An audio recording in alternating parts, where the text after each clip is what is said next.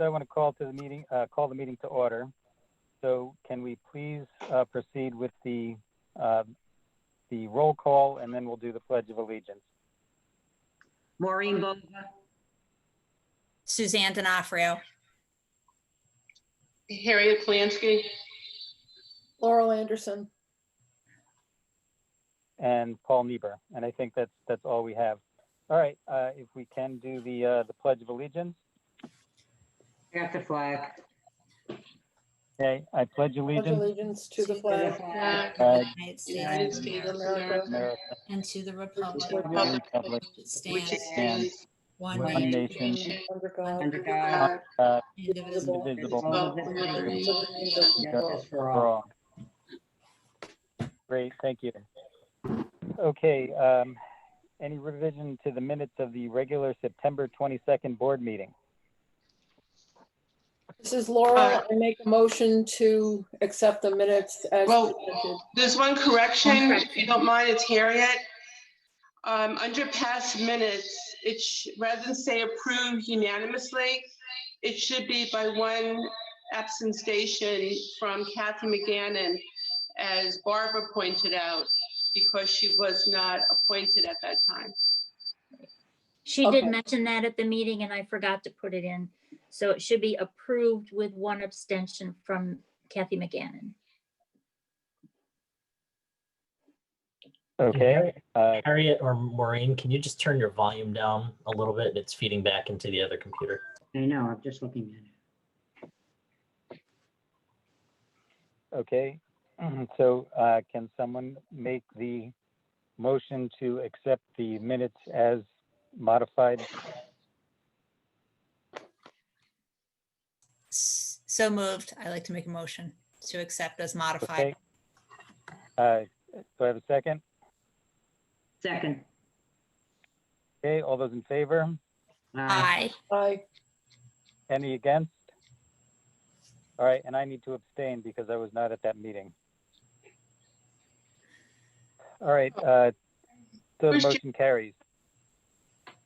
Well, you want the treasurer's Maureen? report? Yeah, Yeah, Maureen, please do the treasurer's report. sure. Okay, from July 1, 2020 through September 30, 2020, the overall gain of the Housing Authority is $158,074, which includes all rental income, services income, and capital grant funding provided for the redevelopment, rehabilitation, and remodeling efforts. If we take out the capital-related items, the Housing Authority has an operating gain before depreciation of $53,425, of which $49,424 is attributable to the village and $4,001 is attributable to the congregate. If we look at Stern Village, the current month's operating gain of $7,961 compared to budgeted gain of $4,578. The gain is despite a 5-week month of payroll, resulting in higher than average payroll costs. Overall, expenses are lower due to low seasonal maintenance expenses. If we look at the congregate, the current month's operating loss of $3,883 compared to budgeted gain of $292. This is primarily due to a 5-week month of payroll, as noted in Village, as well as a 3 billing period for security services. Despite the higher than average monthly cost, year-to-date costs for payroll and security are in line with the budgeted amounts. In addition, wellness costs were recognized in the current period, totaling approximately $12,000 in COVID costs, all of which were applied to DOH funding received during the year. It is noted that Congregate continues to operate with higher than sustainable vacancies, which could have a negative impact on these results if grant funding is exhausted prior to the end of the year. As a result of this trend, and at the recommendation of DOH, Management has submitted a revised budget whereby heating contract savings will be used to fund the higher than anticipated vacancy loss. The budget revision resulted in no overall change to program results and was formally approved by DOH. The overall cash position of the authority, including reserves, is $958,830, which includes $308,133 reserved for renovation costs of Stern Village. Construction payables total $30,202. Go on their website. A snapshot of the program is included in that. Congregate payable to village increased as congregate is awaiting budgetary approval and receipt of subsidies from DOH. Management expects to receive funding by November. Monthly subsidy is approximately $10,000. It is anticipated that receipt of approximately $30,000 in funding plus a portion of accumulated cash noted above, $17,684, will be sufficient to repay the current year loan increase. End of report. All right, thanks, Maureen. Jason, can you please give us your thoughts on the financials? He's not here. Harriet, you're muted. Harriet, you're muted.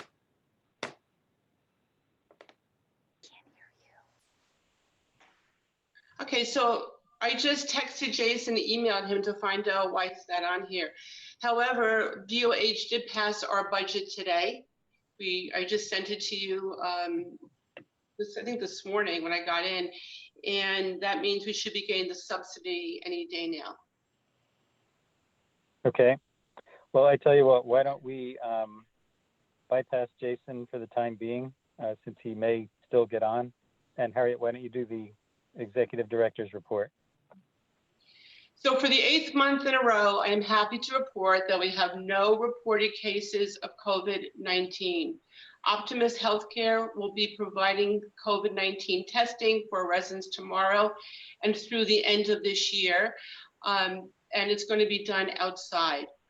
I have been applying for a lot of different grants, and I happened to mention that to Kathy McGannon, that I was asking for an outdoor patio heaters for Stern Village and the Congregate. Kathy jumped in and provided us the funds to buy outdoor patio heaters through her Mustard Seed Foundation. So the heaters are in front of the community room, and the Congregate and the residents are able to enjoy them and sit outside longer. They do throw off a lot of heat, and I want to thank Kathy for the heaters. The rehab of Stern Village vacancies continues. We have leased units to 15 new residents, and we'll have another 7 residents occupying units between now and December 1st, thanks to the 2019 HTCC funding award. All the heat pumps, units, and condensers have been sanitized. Any issues were handled. The laundry room is open in the community room. We haven't had that many takers, but residents just need to call Heather to book it. I think as the weather gets colder, we'll probably have more residents in there. We are going to be adding additional handicap spaces on each side of the parking lot for our ADA units. We have also added handicap spaces in the parking lot near the second circle. There's definitely a need for these. You're still finding clogged toilets and sewer lines. We're finding personal wipes, grease, plastic bags being flushed down the toilets. Letters have been distributed to all the residents living in the building since it's kind of hard to find the culprit. So hopefully people will be more mindful of what they flush. We also have additional security cameras have been installed in the laundry rooms and by the gathering area outside my office. I am also putting a grant for additional security cameras. Let's see, I've hired a business coach to work with me to grow as a leader and manager and have my staff grow as leaders and managers. I am paying this out of my own pocket. This is something I feel will benefit everyone by learning how to be highly accountable and success-oriented, understanding our business and learning how to communicate effectively. Well, I think we'll, oh, hey, Kathy, I think we'll leave the congregate discussion for the congregate. But that's pretty much the end of my report. All right, thank you very much, Harriet. Any discussion on Harriet's report? Any questions? Okay, great. Wait, Harriet, wait, can you Paul, please- Paul, sorry, Yeah. I had muted myself. I actually have a question on the vacancies. So I'm noticing that your report had shown a couple of the vacancies that we were told would be filled by the end of October are now not going to be filled until, one in particular, until December. Most will be either early November or mid-November. Is that still on schedule so that all of those units? Yes, and the reason why is because there have been some delays in getting the equipment. In other words, there were some delays in getting the shower heads. That's why. But the ones that are going to be filled the end of October, that are now being filled around November, I think 6 or so, that's not going to really have an issue in terms of getting the rent. And again, you know, we did get a couple of extra ones that we're able to pull from the HTCC funding. So we're still on schedule. Okay. Did we get a CO for the community room? We were able to use the laundry room. The issue with the community room is, no, to answer your question, not yet. However, we're not open the community room other than for the laundry room. And when it gets cold and people want to stay there for a few minutes waiting for the bus to come, they can certainly do that too. Okay, but is the work finished? No. Not yet. There's still some little things that have to be done. And the reason why the delay is again, we're still rehabbing the vacancies, and that's really taken priority. There's some little things that have to be done in the community room, meaning that the doors have to be changed. There's some painting that has to be done. Nothing major, but we will get the CO, you know, as soon as it's ready. Harriet, it's Kathy here. When we spoke about the community room, there was talk about a temporary certificate of occupancy. Do we have that? No, the only occupancy we have is for to use the laundry room and to obviously have our offices. Okay, so no temporary CO for the community room. Okay. No. But I mean, what is there? unfortunately, because of COVID, no one's opening their community rooms unless the No, government. I understand that, but I thought in order to let people sit there and wait for their wash, there had to be at least a temporary CO for it. I'll ask Steve, our manager that comes to this, and find out, because I know that he did get the okay for that. So it's possible that he did get something from Bob Dunn. I'll check into that and let you know. Yeah, I mean, for things like painting and trim, there's no reason why you can't even get the full CO, as long as all the electrical's closed up, plumbing, you should be able to get it. Okay, I'll find out. Well, we were hoping to have it. Well, the gentleman from Millennium told us at the last meeting, point blank, it's in the minutes, that it would be done. So I'm a little disappointed that, you know, that's not So am happening. I. Okay. I'll second that, Laurel. Thank you, Maureen. All right, any further discussion on the executive director's report? All right, let's move to the congregate updates. Harriet, can you please provide us with the updates? Sure. So I did a report for the congregate, which everyone should have a copy of that.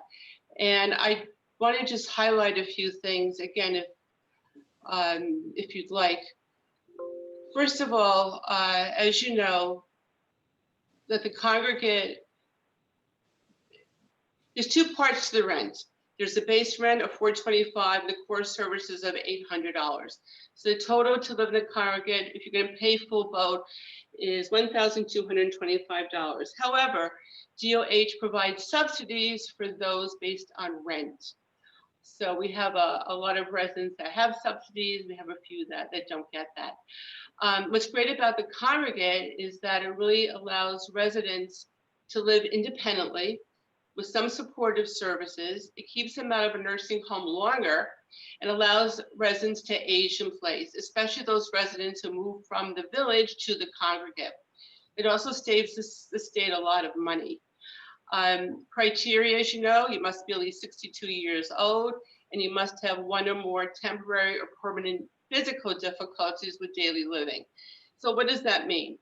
That could be mobility issues. That can be some kind of an illness of sorts that is a little more debilitating. What's interesting about the congregate, and I did sort of a snapshot from the move in, move out dates from October 1st, 2019 to 2020. We did have 4 residents unfortunately pass away over the course of a year.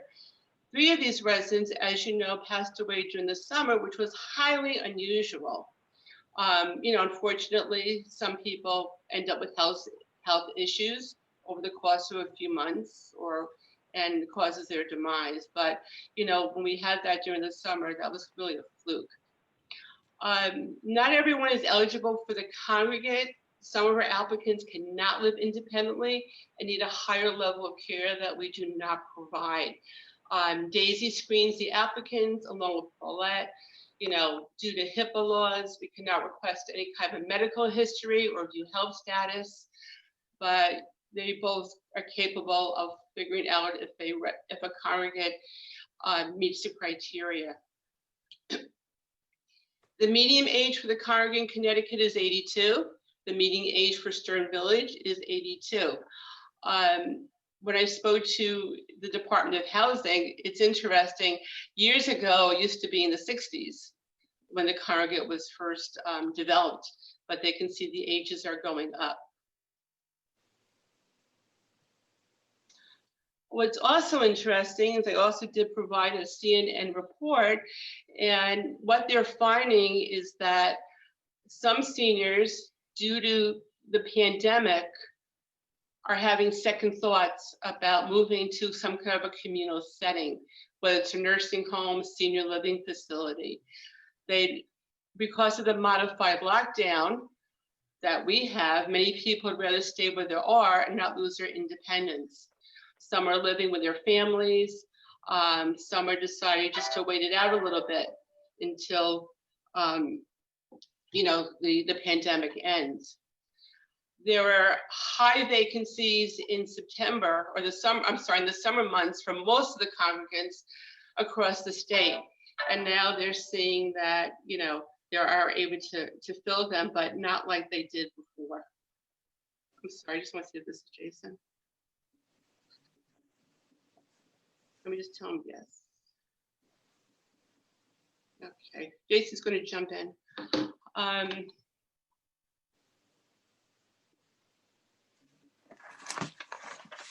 We agreed at one meeting about the turnover for the congregate. In everyone's lease, residents are required to provide a 30 days in advance notice if they're going to be leaving Stern Village or the congregate. Sometimes we get that, sometimes we don't. It usually takes about 7 to 10 days to sanitize an apartment. Sometimes it could be a little longer depending on the cleanliness or how it's left. But I think that once the congregate passes away and leaves Stern Village and the apartment is no longer receiving rent, we should say no more than 45 days should be our norm and always strive for occupying a unit sooner within 30 days. As of October 15th, we have 4 people on the wait list. We started advertising Sunday in the Connecticut Post. Daisy has been ill for the last 2 days, so I will find out how many calls or emails she has received from that ad. We're also promoting to target markets, to the veterans, to children of adult children, all over Facebook, Marketplace, and to other Connecticut housing authorities and congregants who have stopped taking applications. We're also going to have a referral program. I think we'll be in good shape. I'll know more probably, after the ad runs and we figure out how many more people we have on the wait list, because as you know, we have to have a wait list that is updated and people that want to move in. So right now, Daisy has 2 vacancies. One we're waiting for a gentleman in the village to move into. And as soon as his conservator gets the okay from the judge, that will happen relatively soon. And there is one that we finally tracked down the nephew who finally cleaned it. And the guys will be sanitizing it for the next person to move in. Any questions? Maureen, Harriet, as of today, how many vacancies are in the congregate? Right now, there's 2. So Harriet, thank you for this report. It's really comprehensive, so thank you. But I was, when I was reading the report and I looked at the report that you dropped in, looks like it's from some software that you use.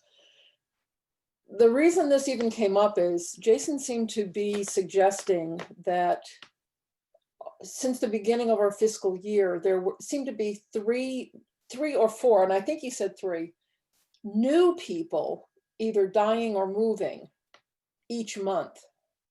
And so our numbers we were never kind of catching up, because of the vacancies. I mean, when you have that many turnovers, but this report doesn't seem to indicate that.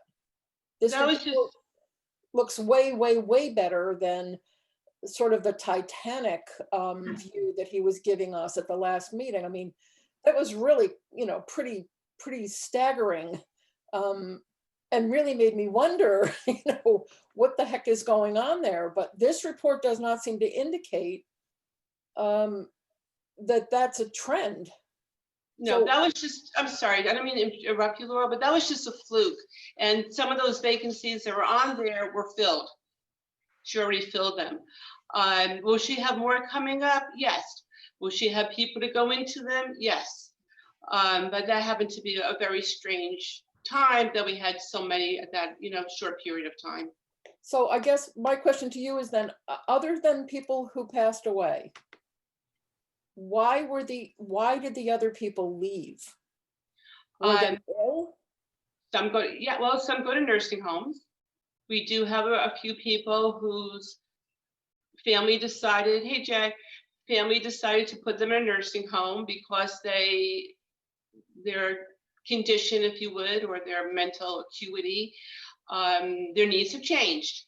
Again, we're independent living with supportive services, and it's great for people to be there, but sometimes they need a higher level of care. So we do have a couple that are coming up that, are going to be going to nursing home.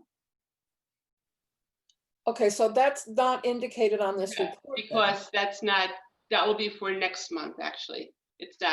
It'll be coming up, but not yet. I know she's already filled them. But they still paid, I think they're paying for to the end of October.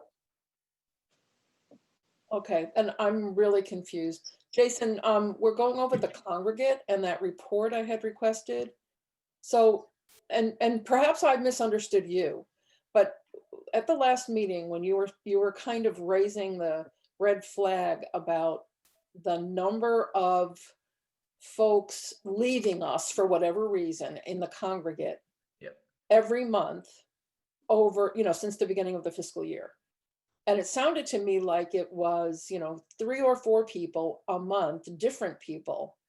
And so that we were up to like maybe 9 turnovers in the course of 3 months, something like that. I think it was 5 or 6, but yes, it was more than normal. Okay, so this report though then doesn't indicate that. Because this is all the way back to 2019. And we were only talking about this fiscal year, about having these really high turnovers. So I guess one of the things I noticed, Harriet, and I certainly understand the whole HIPAA thing, but I wonder if there's a way for us in like a screening process to put together some questionnaire that could go to the patient's doctors, which does not ask about their condition. It asks about higher level questions. Is this person able to bathe themselves? Is this person able to feed themselves? There's got to be kind of a line in the sand underneath which, or above, however you want to put it, they're nursing home candidates, underneath which they are congregate candidates. This has nothing to do with, broken legs or high blood pressure or anything else.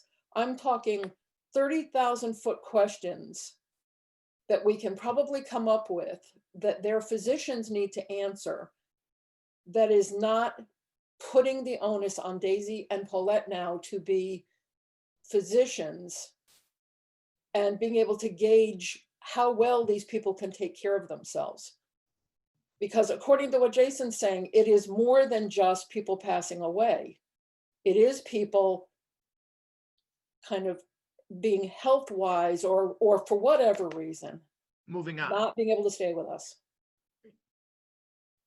Well, this is Paul. Let me ask, I mean, is it that somebody's moving in and 2 months later they have to go to a nursing home, or is there somebody moves in and 2 years later they have to go to a nursing home? Well, it's Harriet. It really depends. It depends on the person's health. It depends on what their level of care. I mean, we do have a lot of congregate residents who have nurses or nurses wait a minute. or aides that help them with some of their activities, or we have family members who act as caregivers to help these residents. Okay, but what I'm asking is, how frequently does somebody move out of the congregate in less than 6 months that they've been there? Not frequently.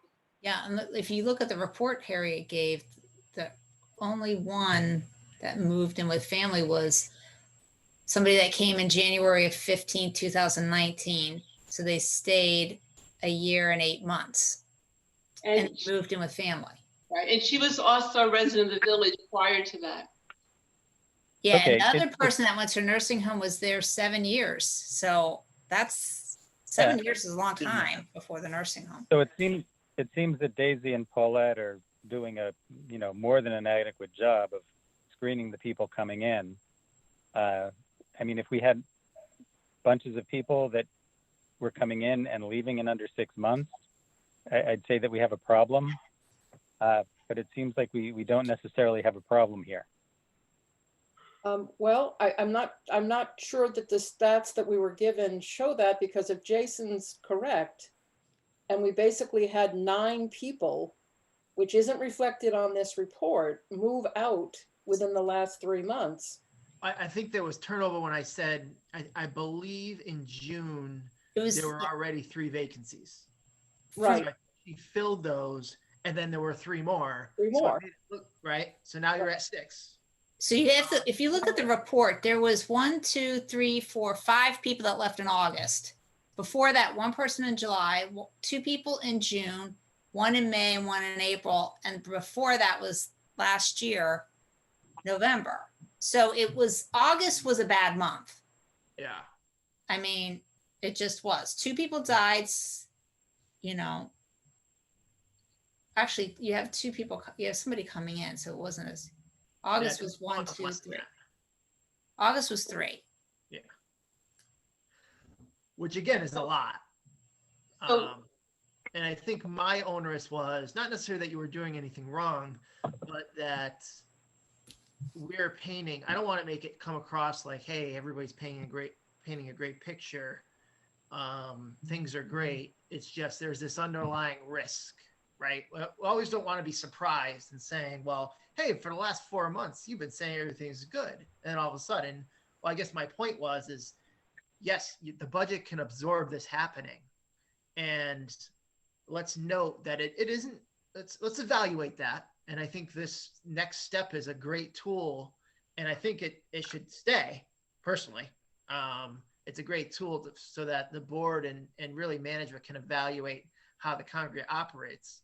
But let's at least pay some attention here, understand the why, and then me saying, hey, we got to make sure this isn't a real trend. Like, is this a hiccup? Or because, we're saying everything's good, but if this same number happens again for 3 more months, we're not going to be able to say you can absorb that kind of So big influence. Terry, to Laurel's point, yes, I think I'll look into see what kind of, higher level questions we can ask that really doesn't go into someone's, health issues, if you will. That's a great idea. And to Jason's point, yes, I mean, we must fill these as soon as we know that someone is going to be leaving. As soon as we find out when it's ready for occupancy, we must have somebody ready to go in. We cannot have that many vacancies. Harriet, when somebody goes into the hospital for something, to come back into the congregate, do we get a doctor's order that they are able to be? Do we have something like that? Like, that they are like, what Laurel was asking, whether. That's a great point, Suzanne. Yeah. So Yeah. maybe that's when we do it. If they, like kind of like in school, if a kid breaks their leg, they have to get a doctor's note before they can play, go to recess. I know that when that happens, usually Daisy has that conversation with if not the resident, but with their caregiver or their family to find out exactly what's going on. If they are coming back, if they are capable of coming back. But that's an excellent idea. Maybe we should get it from a medical provider instead of the family, because the family may just want to push the person back. Yeah, they lie. That's a great idea. Mhm. And Jason speaking, I know there is a historical, and if I look weird talking I'm searching for this form. I can't remember what it used to be called, but it basically it was abandoned because of HIPAA. But there was an analysis it's in the program regs. So there were like questions that were supposed to be answered or asked in order to move somebody in to see if they qualified. DOH abandoned that because of the risk of HIPAA and didn't want people to kind of be, straddling that line. But if maybe we at least understood, what they had created back in the day, and maybe knew we could incorporate either some of those questions, or it might at least be a good point of reference as far as. Maureen here. I had the experience of having to put parents in nursing home. What you're talking about, I had to fill out then. Could they feed themselves? Could they take care of themselves? Could they walk? Those are standard questions for a nursing home. I don't know whether they're standard for a congregate, but it certainly would be something to put in place to see if you can ask, as Suzanne said, get something from a doctor, or as Laurel said, that they can take care of themselves, but this is the help they need. But the family has to understand that this is the help they need also. I mean, because you'll get family members that'll lie and say they can take care of themselves and they can't. Right. So the good thing is that I have my weekly meeting with Department of Housing tomorrow, and I'll definitely bring that up, and I'll find out if there is a form that exists. And we'll go from there. I know they abandoned it as a requirement. That I recall. That happened, 6 or 7 years. Maureen, you know how long ago? Because even to get into a regular housing thing, I had to fill them out. Well, in the applications, Harriet, there is something that we fill out. There's a checklist. Do you need help with bathing? Do you need help with, do you need, help with that? But I can take a look at that and see how comprehensive it is if they're Update actually it. using it.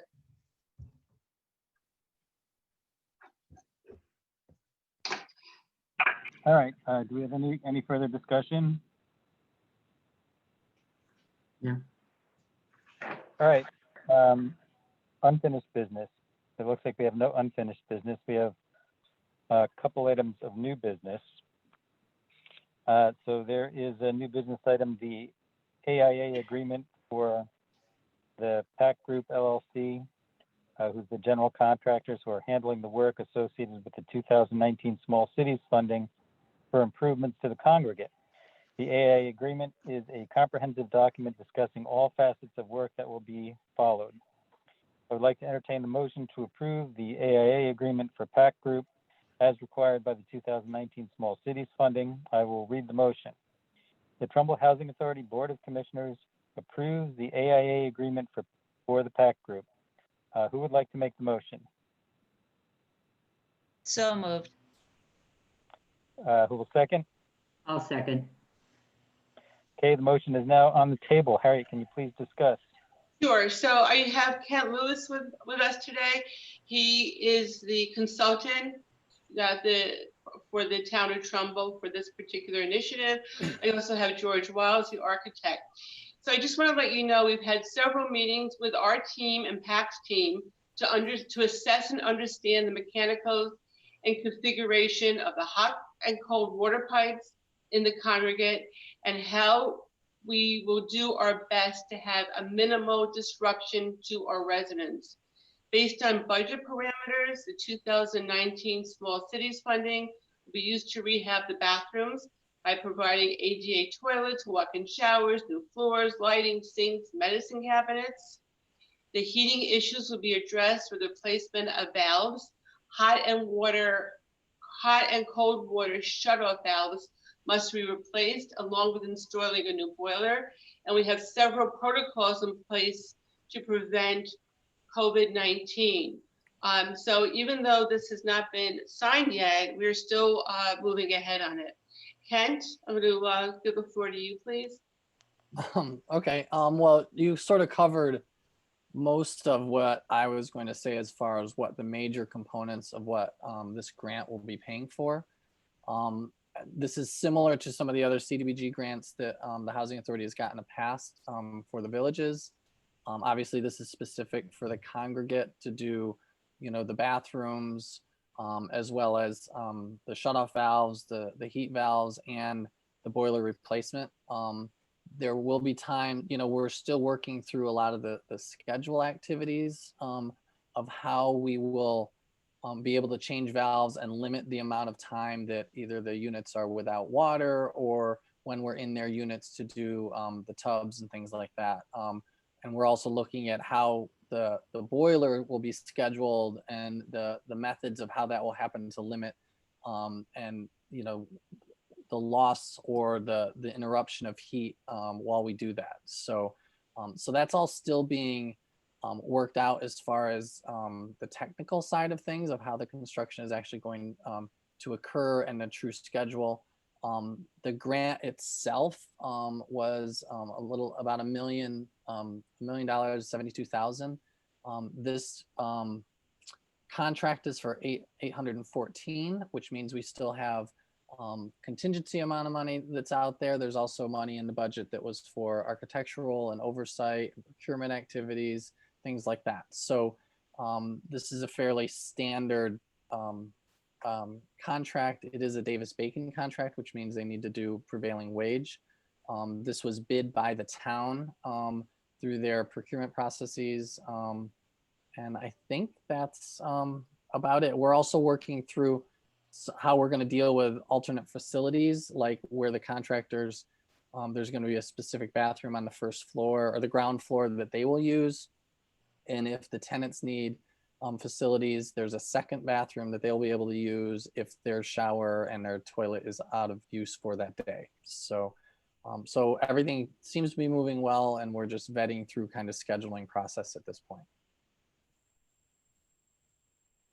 Was that what you're looking for, Harriet? Yeah, that's fine. I'm sure there might be questions from the board. It's Harry again. Thursday, we are having a meeting with the residents of the congregate. The way we have our meetings with the congregate is that we spend an hour with the first floor, and another hour with the second floor, so that everyone is social distancing appropriately. But at this time, we're going to introduce not only the PAC team and the people that are will be working on the project, but Kent will be there, George will be there, I'll be there, Daisy will be there, and our engineer will be there as well. We just want to give them an overview similar to what we're giving you and answer any of their questions, because they really need to see the faces that are going to be in the congregate and working on a day-to-day basis. Harriet, it's Maureen. What time is that meeting on Thursday? 1 o'clock.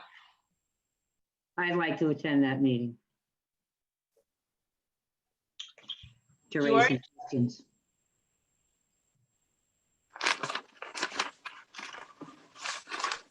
All right, so at this point, we can either discuss it and bring the approval to a vote, or we can table this until the November meeting. Is there anybody that would like to see this tabled until November? I would. I actually have a couple of questions on the whole thing. If it's not going to be holding up the work, among other things, I'd like to see what the rest of the, Kent, you said we got like a little over $1 million and this Yep. is for 800. I kind of like to see what the rest of that money is going to. Yeah, we can provide you a budget and kind of go Um, through what the requirements are as far as all the soft costs that go into this. Okay. I also see on Exhibit E, the town of Trumbull shall be named as additional obligee. Do we need to get something in writing from the town that authorizes us to sign a contract that obligates the town? No, they're the additional obligee on the bond. So if the bond is, if we have to pull the bond, let's say the contractor walks away, because this grant is passed through the town, that it is actually a grant to the town, and then it is you're a subrecipient to the town to obtain the grant, that they need to be available, that if everything imploded in the contract and the bond needed to be pulled, and at the end of the day, the town is responsible for this grant. Okay, so I'm going to ask that question again then. Because this contract specifically names them as an obligee, do we need to have something in writing or have the town attorneys review this? Does there need to be some kind of sign off on this particular contract with this contractor? There really shouldn't be, because that is the bond. That's the protection of both the housing authority and the town. So that if the contractor walks away, the bonding company then pays to finish the job on behalf of the town and the housing authority. And George, maybe you can explain that better than I am. To be honest with you, this is a clause that was added in that either you or the housing authority's attorney. I don't believe we had this clause in any other ones. I bet not. And I'm actually would like to know from the town of Trumbull attorney that they are okay with that before we ask our chairman to sign a contract obligating the town of Trumbull to something. It's not, but wait, it's not obligating the town. It is obligating the bonding authority to pay the town in case of default. It's an insurance policy. Not what that line says. But that's what that is. You're a dual, they're obligated to pay, if the bond gets pulled, to pay for the completion of it on behalf of the town and the housing authority. So, okay, maybe I can clear this up. Rather than being the obligor, the ones who must obligate, they are the obligee, the ones who are the recipient of the obligation. Right. So the town is not obligated, the town is receiving an Correct. obligation. Correct.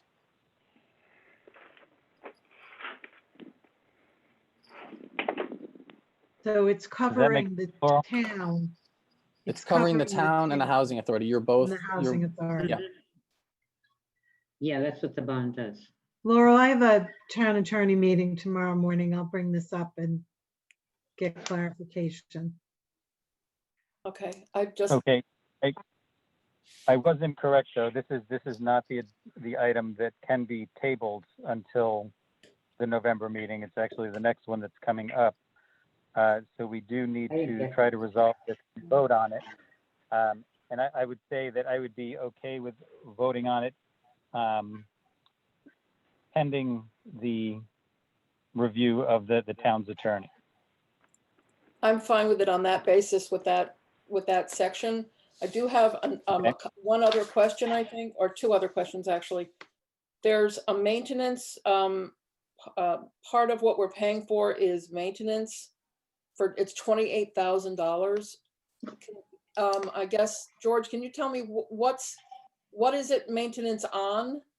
Because there's a couple of large pieces in there, and who's actually, we're paying the contractor the 28,000, but is the contractor gonna come in and maintain something? And if it's brand new, why are we paying $28,000? One of the requirements was to have an extended warranty beyond the 1-year warranty, so that the housing authority, I thought it was a pretty clever way to sort of help out with some of the operating expenses by having that warranty extended. So I think that's what that is for. Under the contract, we have 1 year under the base contract that everything is guaranteed, but beyond that, we've got additional warranties, which if something breaks down, or if something happens, then the housing authority doesn't have to dip into their pockets because we've got the extended warranty. And that way as well, we can get some of the maintenance paid for out of the grant rather than the operating budget. That's a good way of putting it. I didn't want to say that, but that's a good thing. Okay, my question is, which is it all of the pieces? Is it the pump system? Is it the air system? Is it the, what is it? What is that 28,000 covering? So it covers the hydronic system. There is no air part of it. So for instance, we're replacing all the valves and the hot water heater and the boilers and the circulators. And if one of those were after the year kicks out, then we've got the ability to move in and replace it. Okay, and so we're paying the 28,000 to the contractor, but I can't imagine a general contractor is going to come back in and maintain these pieces. So is the contractor then paying somebody else to do the maintenance? Well, they might sub it out, and when they submit that warranty, we can pierce that and find out who's behind it. But usually it is the subcontractor that's going to do it. As a matter of fact, the subcontractor A&B Mechanical does have a maintenance component to their company that they've been in business for a long while, and it's not as if we're asking a contractor who doesn't have a maintenance component to do the warranty work. Okay, it doesn't specify it, and I had no way of knowing who, I just was wondering who we're paying this money to. Good question. Or for what? Good question. Okay. So we are going to have some retainage that we're going to be holding back? Yes. Yes. There's a payment procedure in the specifications, and basically the contractor will, on a monthly basis, on the 25th of the month, predict what he's going to work through to the end of the month, and then he'll identify the value of that work, and there'll be line items that break it down into labor material for each one of those components, and it breaks out to about, in this project, about 10 or 15 components that he'll identify the cost with. And then he'll put a requisition to apply against that value. And then that will be reviewed by Kent, by Harriet, and by myself and our engineers in what's called a pencil requisition, once we agree on the pencil requisition and the values of that requisition, we will then authorize that payment. The payment is for 95% of those values. So every month, we're holding back 5%. 5% retainage, okay. Change orders, does it come to us if there are any? Who does it go to? The only way that the contract sum can be altered is by a change order. And the change order process is that there's really only 3 areas that a change order should come about in. And that is 1, increasing the project scope. For instance, when we took a look at investigating how the valves are and the conditions of the valves, we're considering adding to the contract to replace all the valves as long as we've got the ceilings open and we've got men on site. That's called a project scope increase, a project improvement, and it's for the owner's benefit. The second one is an unforeseen situation where we open up a wall, we find out that what's in there is not what's on the contract documents, and the contractor is entitled for additional costs. The third thing is document deficiency, which there's something missing on the drawings, even though we consider ourselves to be perfect architects and engineers, it doesn't always work out that way. So those are the 3 areas. And the way it works is that we will initiate a request for a proposal. The contractor will then provide a proposed change order, a PCO. We will review the validity of it. We'll present it to Harriet. If it's a significant one, we'll be presenting it to the commission. Once everyone approves it, then we will issue a change order. And that change order will then increase or decrease the contract sum.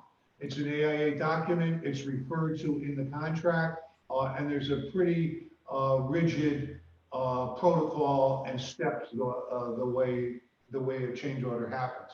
It will not happen all of a sudden. You will know the change orders. It'll be fully transparent, and Kent will be reporting on the budget impact if we recommend a change order for $5. Kent will report how does that have an impact into the total budget, and we'll do that on a monthly basis. And do we get to see the change orders before they are approved? Yes. Or do we approve them? Yeah, in the past, I've approved them, The backup information. but I've let the board know. It's up to you. If you want to, once a month, we can go through if there are any. I don't imagine, I hope not, but I don't imagine there being any, major ones, but it's really up to what the board wants to do. Why don't we just set like anything that's going to be over like $1,000? You should inform the board. That's a good idea. Yeah. That's great. Thank you, Paul. Thank you, Paul. And I guess my only question is it's highly unlikely that it would be anything less than $1,000. George, do you agree? Because then we would just make the contractor absorb it, most likely. It's most likely it's usually a few $1,000s to 10 or 15 is kind of the typical range. So if you say 1,000, then I would just say then it would be then there's no point in putting a minimum on there. Okay, Kent, I'm the clerk for the police station building committee. And having been through this for about 1.5 years now, the change orders are very indicative of how the contractor's doing in a lot of cases, of how the plans are drawn up. And the change orders for that committee, every single change order comes before that committee. And that's what I'm saying I would say it's either all or put a higher limit because you're going to get them all anyways at that point. That's all I'm saying. Which is fine. So then I would just say we would provide the board with any change order. That's fine. That sounds good. Okay. All right. Any further discussion or questions? All right. So I'm going to bring it to a vote, but I'm going to reread the motion with the change that we discussed. So the Trumbull Housing Authority Board of Commissioners approves the AIA agreement for the PAC group contingent on the review and approval of the town attorney. Okay, all those in favor? Aye. Aye. Aye. Aye. Any against? Abstentions? All right, the motion is approved. So this next agenda item is, has to do with Article 3, Section 2 of our THI bylaws. And it has to do with the selection of officers. The Board of Commissioners shall elect officers from among its members. The officers shall be elected at the annual meeting of the authority and shall hold office for a term of 1 year or until a successor is elected and qualified, except the office of chairman, whose term shall be for 3 years or until a successor is elected. So I'm going to read the motion. The officers shall be elected at the December meeting of the authority and shall hold office for a term of 1 year or until a successor is elected and qualified, except the office of chairman, whose term shall be for 3 years or until a successor is elected. Who would like to make the motion? I'm on for 3 years. Yes. I'll make a motion to accept. Okay, second? Second. Okay, so the motion is now on the table. Our officers are elected at the annual meeting of the authority. The question came up to have the election of officers at our December meeting. Attorney Chris Cody is not participating today, but during a board meeting in the summer, Chris felt that any new appointments should not hold chair or vice chair positions for 6 months after they are appointed in order for newly appointed commissioners to understand and become familiar with the THA. So I think we recall when we had this discussion in the past and some of these changes to the bylaws were proposed.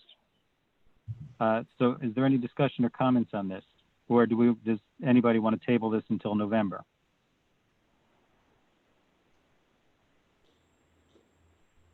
This is Maureen. Didn't we just go through this when we said treasurer and chairman and vice president?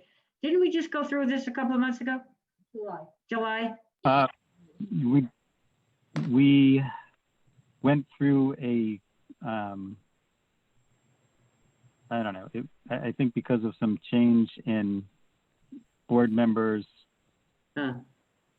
we did have some interim elections, and there was discussion about, well, why don't we just wait? But it turned out that, it really didn't matter anyway. We're going to have elections for new officers in December anyway at the annual meeting.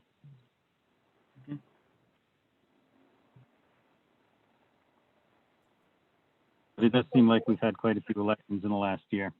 Are we being asked to change something? I guess I'm confused. The thing that's in yellow, is that something different now?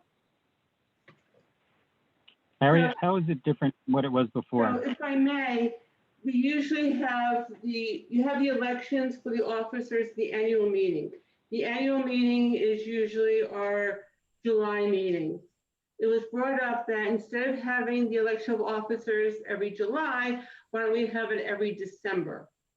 So that would mean that we change the bylaws to say that the officers shall be elected at the December meeting of the authority, and the rest of that information would go. That's right, because what happens is that's when our terms end. In December, yeah. In December. So that makes sense then. Okay, so did you actually then change the wording here? And I guess that what you didn't do like tracking changes. So I guess, did you change it to say officers shall be elected at the annual meeting? Is that the change instead of in July? Well, yeah. No, the annual meeting is July. So now instead it's going to be December instead of July. Okay, So sorry. we should specify December. It does. In the motion, it says the officers shall be elected in.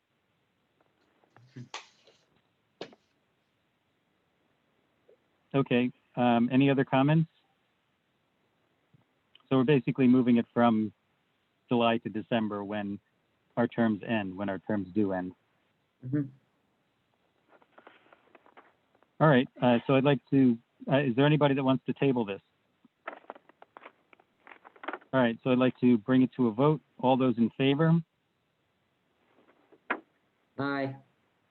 Aye. Aye. Against? Abstentions? I'll abstain. Okay, the motion is approved then with one abstention. Do we have any residents on that want to make comments?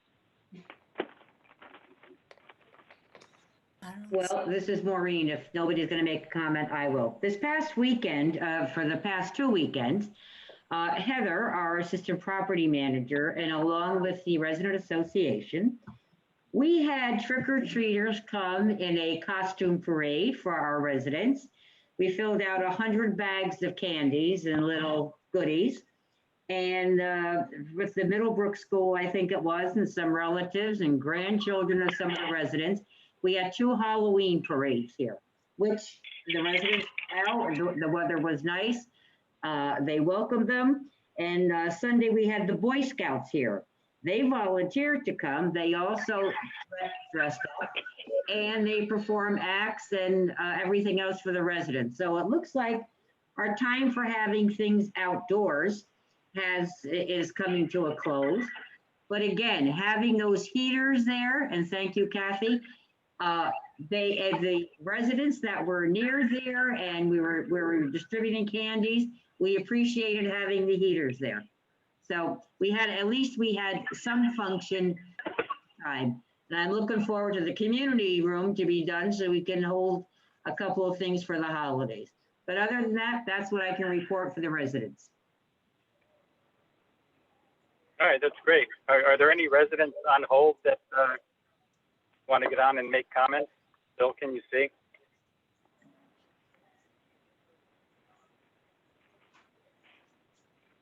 Okay, I'll take that as a no. All right, in that case, I'll entertain a motion to adjourn. So moved. Do I have a second?